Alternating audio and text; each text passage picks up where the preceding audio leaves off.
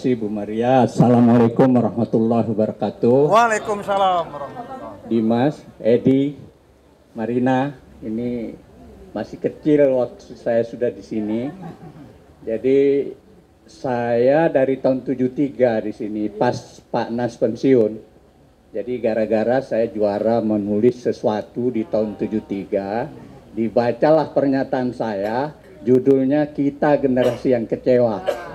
Rupa-rupanya Bapak Ibu tertarik dengan pernyataan itu sehingga dari Mataram, NTB, saya dipanggil ke sini, disurati. Lalu saya datang di sini pas tamat SMA waktu itu. Lalu ditanya, mau lanjut kuliah atau mau apa ini katanya. Lah, sebagai orang kampung yang baru ke Jakarta tentu bilang pengen kuliah juga kan gitu. Lalu ditawari mau kuliah di mana?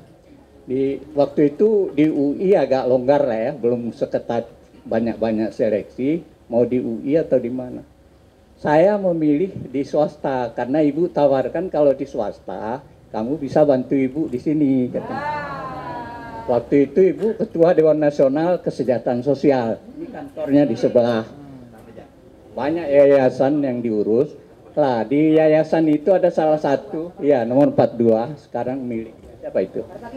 Waduh, luar biasa ya. Itu bekas sekretariat MPRS. Dulu ada pintu darurat, Mas. Di sini ada Pintu tembus. Jadi dulu waktu itu saya bantu ibu, lalu saya sambil kuliah di universitas swasta sorenya, paginya full saya di sini. Saya ditaruh di Jalan Tanjung 8, bekas konsul Cina kalau nggak salah dulu di nomor 8. Ya, BPKKS. Jadi sejak itu saya jadi anak Menteng. Waktu itu hebat. Nah, dari kampung ke Menteng ini gitu ceritanya. Dari situlah karena saya membantu ibu di Dewan Nasional Kesejahteraan Sosial dan ibu senang kalau pidato-pidatonya itu ada puisi. Saya memang salah satu keahlian saya bikin puisi itu, Pak. Saya bikin puisi kalau ada pidato yang dimensi sosial, kemanusiaan, dan sebagainya. Itu berarti saya ada di lingkungan Pak Nas ini, keluarga ini, dari tahun 73 sampai Pak Nas meninggal lah ya. Tahun 2006 September, waktu itu saya sudah anggota DPR RI dan saya ya sejujurnya menangis waktu itu di DPR. Dan saya datang ke sini ketemu ibu udah kayak orang tua saya sendiri, suka memarahi saya kalau pakai motor lebih dari jam yang ditentukan. Jadi dulu itu kita catat itu kilometernya keluar, kilometer balik. Nah itu pakai mobil juga kalau ditugasin, saya ingat ada Corolla hijau botol zaman dulu, kalau saya pergi tugas itu kilometer dicatat. Jadi nggak ada korupsi zaman itu. Kita disuruh juga kalau habis minum kopi di kantor, kopinya kita bikin sendiri, hanya pembantu hanya sediakan air panas. Jadi kita datang, lalu kotorannya kita bawa, yang kotor-kotornya kita bawa sendiri. Jadi ini pendidikannya luar biasa zaman dulu. Luar biasa karena ada keturunan Belanda ya, jadi disiplin luar biasa. Paling sering saya dimarahi. Tapi dari situlah saya banyak belajar sehingga bisa jadi seperti sekarang. Nah, mengenal politik itu ketika saya bolak-balik kan saya konsep surat, bikin ketik surat dan sebagainya, bolak-balik dari Tengku Umar 42 ke 40 ini. Ini dulu ada pintu tembus. Ya, dari situlah saya sambil nunggu tanda tangan dari Bu Nas itu, Pak Nas biasanya baca koran di ruang makan. Nah, sambil nunggu Ibu Nas itu saya duduk berhadapan dengan Pak Nas karena beliau sebagai bekas guru dulunya, jadi jiwa mendidiknya ada. Jadi saya dianggap mahasiswanya aja, diajak diskusi politik segala macam lah. Lalu sambil pulang dari situ di ruang ini, di sekretariatnya yang di depan itu banyak buku-buku Pak Nas atau stensilannya zaman dulu itu kita baca-baca, yang berisi tentang kepemimpinan, tentang pengorganisasian dan sebagainya. Dari situ saya belajar. Nah, jadilah saya di kampus di Universitas Muhammadiyah, ketua senat mahasiswa dan sempat jadi ketua Dewan Mahasiswa seangkatan dengan Bung Lukman dulu.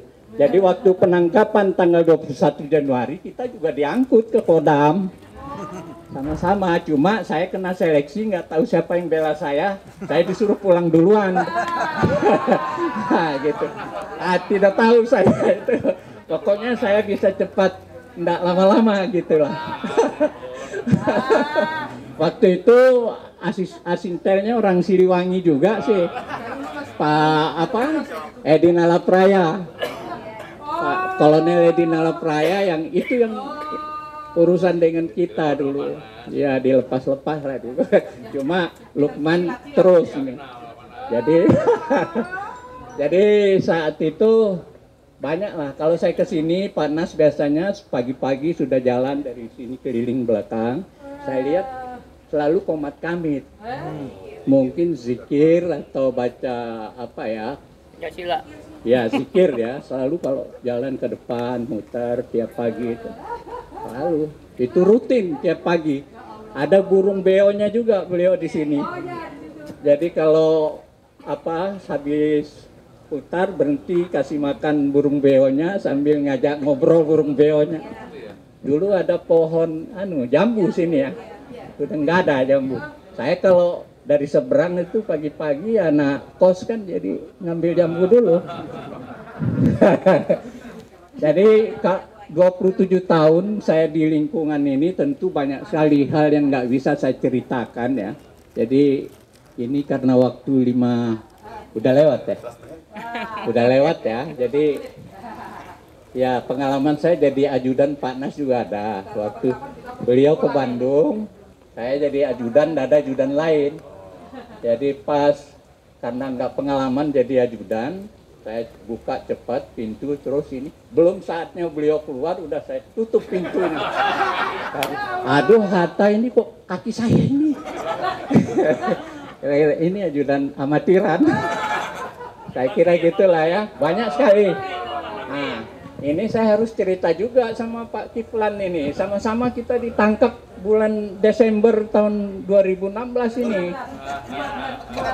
Iya, beliau sama Pak Aditya Warman, Ahmad Dhani, Ibu Rahmawati, Sri Bintang Pamungkas, ya itu. Jadi beliau lupa sama saya. Ingat ya. saya sudah lama nggak jumpa soalnya, tapi masih gagah aja gini. Saya kira artinya saya mau cerita itu bahwa kita tetap berjuang sampai hari ini sesuai dengan pesan Pak Nas. Ya, kita harus benar-benar mempertahankan NKRI, Pancasila, UUD 45 dan sebagainya. Itu pesan-pesan yang paling esensi dari beliau yang harus kita jaga. Dan terima kasih untuk acara ini, terutama kepada saya panggil Ananda aja nih karena masih junior, masih kecil dulu, imut-imut dulu, udah pada hebat-hebat ya. Saya kira itu, terima kasih. Wassalamualaikum warahmatullahi wabarakatuh.